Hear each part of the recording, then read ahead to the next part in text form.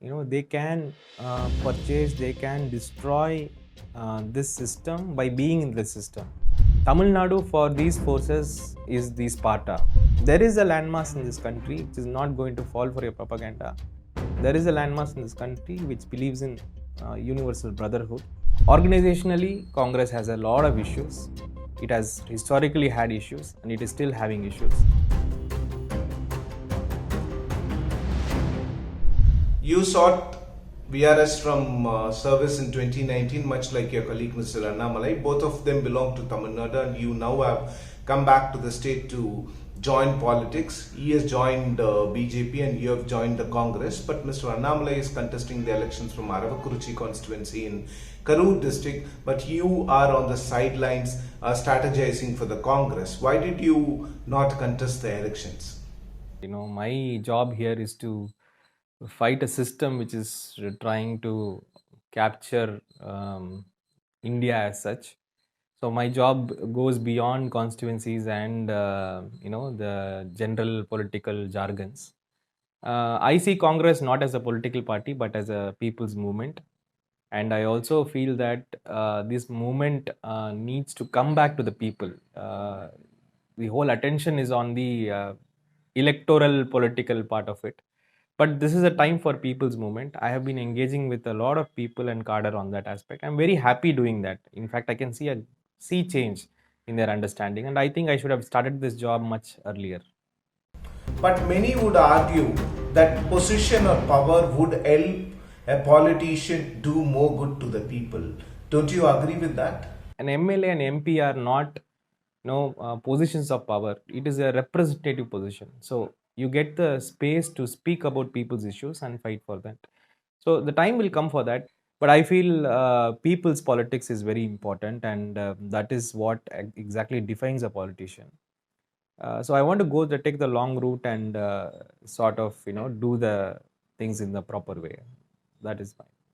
Much like the BJP, the Congress is also riding on the back of the Dravidian parties in Tamil Nadu. And how do you think the Congress will be able to develop or improve itself in Tamil Nadu? And what are the chances that you are seeing vis-a-vis the Congress improving its stakes in Tamil Nadu?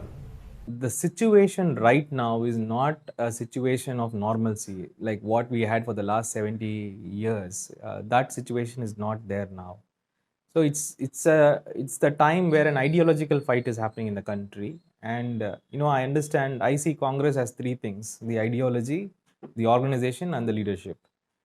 Organizationally, Congress has a lot of issues. It has historically had issues, and it is still having issues. But that doesn't mean the ideology should not survive because the organization is bad. It is our duty to reclaim the ideology and correct the organization. And in spite of whatever Congress is there in Tamil Nadu or any other state, I think that is the ideology of India, and that is what we all have to back. And I certainly believe in that. And we cannot throw the baby with the bathwater. Just because an organization has gone bad, we cannot let the ideology die. And I have a solid belief in the leadership. The current leadership understands what's happening in the country, and we are ready for the long fight. And I'm not the only person. There are thousands and lakhs of people who believe in the idea of India, and we will fight for that. You and Mr. Kannam Gopinathan resigned from services in 2019, and both of you were vehemently against the Citizenship Amendment Bill. Both of you traveled across the country talking to youngsters, students, and other people, telling them this is bad. How bad that law is according to you? Now, to understand that, we'll have to understand what fight is actually going on. There's a lot of attempt to trivialize what is going on as Hindu-Muslim issues or BJP Congress fight. This is not that kind of a fight. It is a fight which has been happening in this country for a long time, even before the Britishers came. This is a fight between the idea of India and the people who don't believe in the idea of India. In 47, we created an idea called India, and that is what we had laid out in our constitution as a framework. Now, there were forces which never liked this idea. One part went and sought Pakistan and they took that land. And the other part, is still trying to make India what Pakistan is. So that is the fight which is happening to create that India of hierarchies, to create that India of differences, to create that idea of India of domination of one over the other. You need to categorize people. To categorize, CAA is what they have started doing. This is not the first time it is happening in history. We have seen this in all fascist regimes, that they do this registration and they categorize people by creating differential laws for different categories. So I see this as a clear attempt, of doing that. And not only me, many see in that way. So come what may, we are not going to allow this NRC and that categorization to happen, through which CAA kind of laws can be enacted. Coming back to Tamil Nadu politics, the BJP is contesting in just 20 seats and even 5 less than what the Congress is contesting. But the BJP seems to have attracted a lot of attention towards it. Not just the media, but also the opposition parties are talking about the BJP. Is there any special reasons for that? I don't think there is any problem in acknowledging that. If you ask me personally, AIDMK, DMK, I'm very proud of their politics.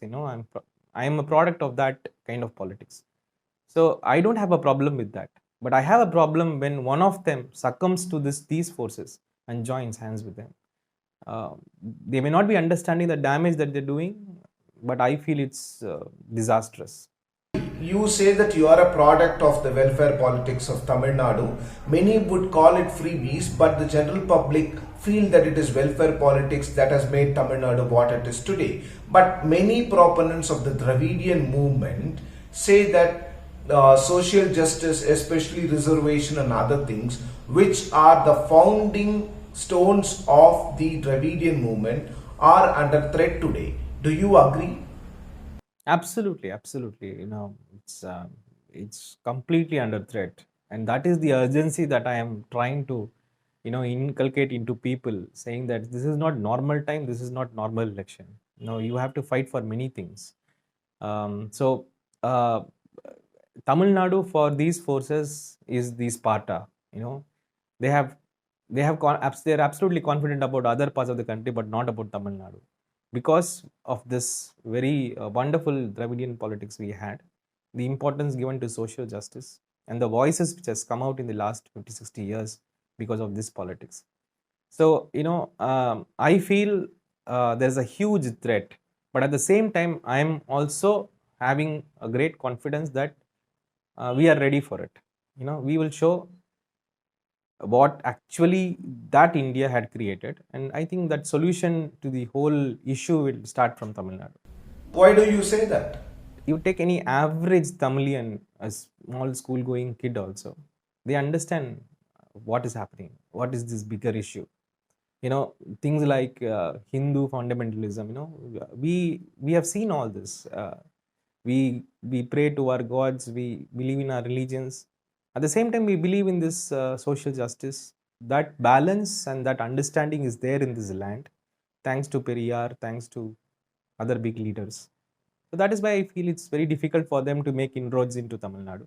And this May 2nd May 3rd or 2nd, whenever the result comes, we will know. Why is the BJP being targeted more than the AIADMK in Tamil Nadu? This is a state election and the fight is between the DMK and AIADMK, but the opposition alliance led by DMK, of which Congress is also part of, is concentrating more on the BJP. The attack is against the BJP. Do you think that BJP is still a weapon for the opposition parties to get votes in Tamil Nadu? No, absolutely. I simply can't downgrade the threat posed by BJP. BJP might have 20 seats. Look what they did to Pondicherry. Look what they did to Madhya Pradesh. They can purchase, they can destroy this system by being in the system. And the rights and the privileges this democracy provides is very important for them to operate. So I wouldn't downgrade that at all. And I'm very happy that Tamil Nadu is recognized and it is fighting from a joint forum. I would have been very, very happy if AIADMK also didn't fall in their trap. And I would probably have not chosen to come to Tamil Nadu at all. In the last 1.5 years, I had not come to Tamil Nadu because I know that both the parties, the Dravidian parties, will never let these guys set foot inside Tamil Nadu. But once ADMK succumbed and once the institutions were compromised, then I realized it is the same playbook which they have started. So it's high time that we realize. I'm very happy that narrative is there. It is not simply for votes. I don't think victory makes any difference in the state election. It's a fight until we remove these forces from our land and we prove that this will never work in Tamil Nadu. I think they have already realized that, and now they have started playing caste politics, is what is my understanding.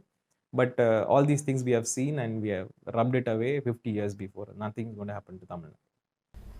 You were also part of the same system. What made you and many IAS and IPS officers quit the service? Like, I can't answer for everybody, but I would certainly answer for myself. 2002 is when I started noticing this. When Godhra riots happened, there was an accusation that the government played a part in that, and it was a shocker for me that a government can play a part in dividing people. That is when I started noticing the politics being done by the Sangh Parivar. Since then, I have been a very close watcher of their politics in Gujarat, and once I got into service also, I understood what is happening. Because in Gujarat, there was a propaganda machinery kept.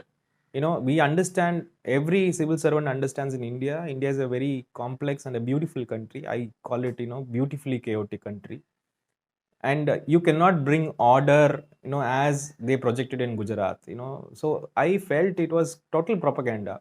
And you just have to go to history and see when propaganda was taken by government in their hand. It was only when they moved towards an autocratic system. And then Modi as such is a populist, which was very clearly shown when he came into power in 2014, sidelining so many people in BJP. So that is when I realized RSS, BJP and Modi combined is going to be a deadly combination for this country. And in 2014 to 19, the programs they brought out was, simply atrocious. As a deputy commissioner, I would say nothing stayed in the, got any benefit for anybody. And when they went for some populist programs like demonetization, it was I was completely convinced that something very, very bad is going to happen to the underprivileged of this country.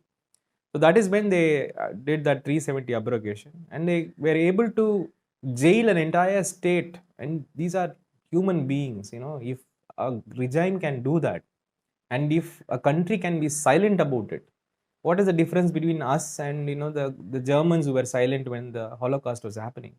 So that thought made me realize that I have to speak up, and that is when I resigned. So for me, it was not about one event. I have watched them very closely. I'm still watching them, and I want to be on the right side of the fight because this is what history is going to tell. Where I was at that position, and I know so many bureaucrats faced this question in Nuremberg. What were you doing when this was happening? So I don't want to face that question. Even if we fail, let me be on the right side. Do you think that the Tamil Nadu Assembly election results will have a nationwide significance, especially if the DMK wins the election? I think this election is important to show that there is a landmass in this country which is not going to fall for your propaganda.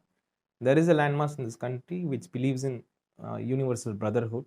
I think this election is going to prove all that. One Dravidian party has already succumbed to the BJP's tactics. So this has been always their strategy in even in Bihar. They backstab, they befriend somebody and then backstab them, and then they become the second. That's their strategy. So in my opinion, one Dravidian party might die its death very soon. So the void which is being created should be occupied by the right force. So I think Congress is the right force to occupy, and we have a history of Congress occupying. It's not that Congress is going to come from nothing. So it's absolutely essential from all perspectives that Congress revives and takes that position. Thanks a lot for talking to Deccan Herald. Good luck.